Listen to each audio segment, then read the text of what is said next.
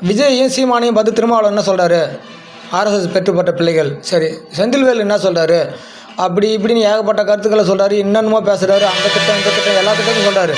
தமிழர்களை திராவிடன் சொல்வதற்கு இந்த திராவிடத்தை அனுப்பி வச்சுங்க யார்? பெற்று போட்டது யார்? இந்த திராவிடத்தினுடைய தலைமை யார்? இந்த திராவிட சங்கத்தினுடைய கட்டமைப்பு யார்? தமிழர்களுடைய மூடி மறைக்கிறதுனால தானே உங்களுக்கு எதிர்வினை ஆற்றுவதற்கு சிறந்த தலைவர்கள் இருவர் வந்திருக்கிறாங்க. அவர்களை பார்த்து நீங்கள் சொல்லக்கூடிய கருத்துக்கள் ரொம்ப மக்களை புண்படுத்தும் விதமாக இருக்குது. என்னென்னு பார்த்தோன்னா தற்கூரியும் சொல்கிறீங்க. தற்கூரியும் சொல்லக்கூடிய வார்த்தை, உங்களுக்கு ஓட்டு போட்டால் நாங்கள் நல்லவங்க, நீங்கள் ஓட்டு போடலைன்னா உங்களுக்கு எதிராக வரக்கூடிய அரசியல் தலைவர்களை நான் வரவேற்றா நாங்கள் தற்கூரியா? திராவிடம் சொல்பவர்கள் உங்களுக்கு ஓட்டு போட்டுட்டு மதுப்பிரியர்களை நீங்கள் உருவாக்கி கொண்டு இருப்பது சிறந்த ஒரு புத்திசாலித்தனம். வாழ்வில் கட்டமைப்பில் ஒரு வாழ்க்கையை எதிர்காலத்தில் நன்மை பயக்கும், நன்மை நடக்கும் என்று எதிர்பார்த்து ஒரு தலைவன் வருகிறார் என்பதை எதிர்நோக்கி சென்றால் அது தற்கூரித்தனமா?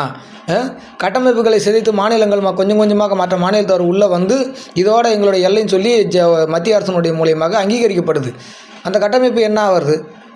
ஒவ்வொரு நீர்நிலைகளும் அழிச்சிக்கிறீங்க. எத்தனை நீர்நிலைகளை அழித்து நீங்கள் உருவாக்கிறீங்க? இதான் திராவிட சாதனையா?